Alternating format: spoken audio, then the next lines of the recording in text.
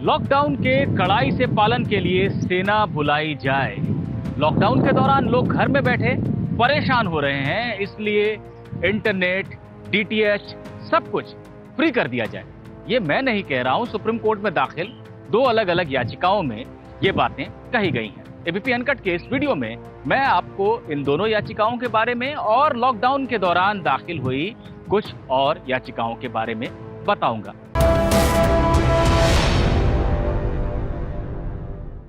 पहली याचिका, लॉकडाउन के पालन के लिए सेना बुलाने की मांग। ये मांग की है मुंबई के रहने वाले कमलाकर शेनॉय ने। उनकी याचिका में कहा गया है कि लॉकडाउन को लोग गंभीरता से नहीं ले रहे हैं, अभी भी भीड़ लगा दे रहे हैं। कई जगह डॉक्टरों, मेडिकल स्टाफ, पुलिस पर हमला तक किया जा रहा है जब वो किसी जरूरी काम के लिए कई इलाकों में जा रहे हैं, तो इसलिए ये जरूरी हो गया है कि सेना बुलाई जाए। इसी याचिका में एक मांग और की गई है। ये कहा गया है कि जिस तरह से हजारों की संख्या में देश के अलग अलग शहरों में प्रवासी मजदूर जमा हुए इस उम्मीद में कि उन्हें अपने गांव वापस लौटने का मौका मिल जाएगा, ये मामले संदिग्ध नजर आते हैं, इसलिए इनकी जांच होनी चाहिए। सुप्रीम कोर्ट जांच सौंप दे सीबीआई को या एनआईए को। तो ये मांगे इस याचिका में की गई हैं। एक और याचिका दाखिल हुई है वकील मनोहर प्रताप की तरफ से। उनका कहना है कि लॉकडाउन के दौरान घर बैठे लोग परेशान हो रहे हैं, उनके पास कोई काम नहीं है, ऊपर से बीमारी का डर है, मनोवैज्ञानिक दबाव है। इस दबाव को दूर करने का एक तरीका है कि उनको अनलिमिटेड कॉलिंग की सुविधा दी जाए और इंटरनेट की सुविधा भी अनलिमिटेड कर दी जाए। यानी मोबाइल कंपनियों से यह कहा जाए कि वो फोन कॉल के लिए या इंटरनेट के लिए अभी कोई पैसे नहीं लेंगे। इसी तरह से इस याचिका में यह भी कहा गया है कि जो डीटीएच सेवा उपलब्ध कराने वाली कंपनियां हैं, उनसे यह कहा जाए कि अपनी सेवाओं के वो पैसे ना लें, लोग जो भी चैनल देखना चाहें उन्हें मुफ्त में देखने दिया जाए।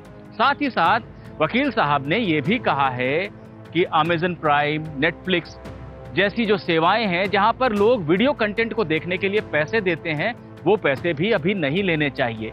इन कंपनियों से कहा जाए कि अपना सारा वीडियो कंटेंट ये मुफ्त में दें। ये याचिका अभी दाखिल हुई है। कुछ और याचिकाएं दाखिल हुई हैं सुप्रीम कोर्ट में लॉकडाउन को लेकर या इस दौरान जो परिस्थितियां हैं उन्हें लेकर। जैसे एक याचिका में कहा गया है कि घर घर जाकर कोरोना टेस्ट होना चाहिए। एक याचिका ये कहती है कि मकान मालिक लोगों पर दबाव बना रहे हैं किराया वसूलने के लिए, उन पर कार्रवाई होनी चाहिए और ये सुनिश्चित किया जाना चाहिए कि कम से कम छात्रों से तो बिल्कुल भी किराया इस दौरान न लिया जाए।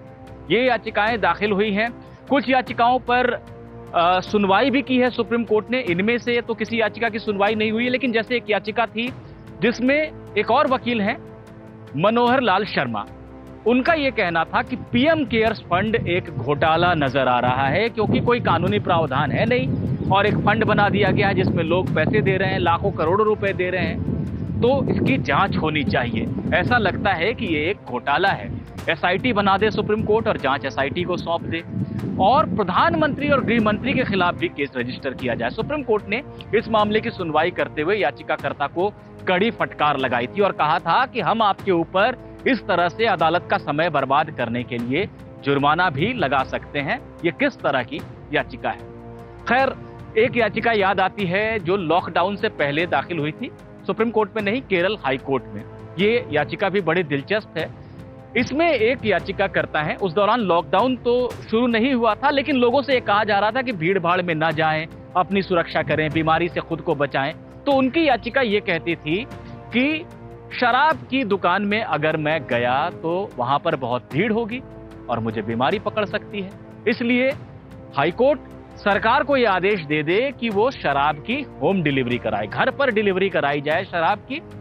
हाईकोर्ट ने इस याचिका को सुनते हुए सख्त नाराजगी जताई थी और कहा था कि इस विपत्ति काल में क्या हम इसी वजह से बैठे हैं कि लोगों तक शराब की पहुंच सुनिश्चित करा सके। याचिका को न सिर्फ हाईकोर्ट ने खारिज किया था, बल्कि 50,000 रुपए का जुर्माना भी लगाया था याचिकाकर्ता के ऊपर। तो तमाम याचिकाएं इस दौरान दाखिल हुई हैं कोरोना को लेकर, लॉकडाउन को लेकर। ऐसा नहीं है कि सभी याचिकाएं अगंभीर हैं या कोर्ट ने उन पर नाराजगी ही जताई है। कई याचिकाओं की तो बल्कि सुनवाई भी नहीं हुई है, लेकिन कुछ याचिकाओं पर कोर्ट ने त्वरित कार्रवाई भी की है, सरकार से जवाब भी मांगा है। जैसे जब मजदूरों का पलायन हो रहा था तब उसको लेकर सरकार से जवाब मांगा गया था, सरकार ने तुरंत कार्रवाई की और कोर्ट को दूसरे दिन ही जाकर जानकारी दी कि मजदूरों को रोक दिया गया है और अब उनको आवास और भोजन मुहैया करवाया जा रहा है। उसी तरह से किसानों को खेत में काम करने में जो दिक्कत आ रही है पुलिस की वजह से, उसकी बात रखी गई थी कोर्ट के सामने। सरकार से तब भी ये आश्वासन लिया गया कि किसानों को कोई दिक्कत नहीं होने दी जाएगी। डॉक्टरों, मेडिकल स्टाफ को पीपीई किट मिल सके, ये सुनिश्चित करने की कोशिश की सुप्रीम कोर्ट ने। बल्कि एक मामले की सुनवाई के दौरान नर्सों को जो दिक्कतें आ रही हैं इस दौरान, उस पर भी सुनवाई की सुप्रीम कोर्ट ने, और सरकार ने कोर्ट को यह बताया कि एक हेल्पलाइन नंबर बनाया जा रहा है जिसमें नर्स और मेडिकल स्टाफ अपनी तमाम दिक्कतों की जानकारी देंगे और 2 घंटे के भीतर कार्रवाई होगी। तो कुछ याचिकाएं उतनी गंभीर नहीं लगती, कई मामले गंभीर लगते हैं और कोर्ट उन पर सुनवाई करता है। आपके मन में यह सवाल जरूर उठेगा कि ये सारी चीजें अगर कोर्ट को देखनी है तो फिर सरकार क्यों है, और सरकार के काम में इस तरह से दखल कोर्ट को क्यों देनी चाहिए। लेकिन सुप्रीम कोर्ट ने और तमाम हाई कोर्ट्स ने अपनी तरफ से यही सुनिश्चित करने की कोशिश की है कि कोरोना के इस काल में एक जो गंभीर समय देश के सामने है और जो लॉकडाउन का ये समय है, इस दौरान उनके आदेशों से कोई उलझन ना हो कोरोना के खिलाफ लड़ाई में, बल्कि मदद ही मिले। इसलिए गैर जरूरी मामलों की सुनवाई नहीं की है अदालतों ने और बहुत जरूरी मामलों में ही आदेश दिए हैं। अब रही बात कि क्या सेना बुलाई जाएगी लॉकडाउन के पालन के लिए, या क्या DTH, internet, Netflix, Amazon prime, इनको फ्री कर दिया जाएगा, ये जो बातें हैं इन पर अभी सुनवाई नहीं की है सुप्रीम कोर्ट ने। जब सुनवाई होगी तभी पता चलेगा कि अदालत का क्या रुख रहता है इसमें।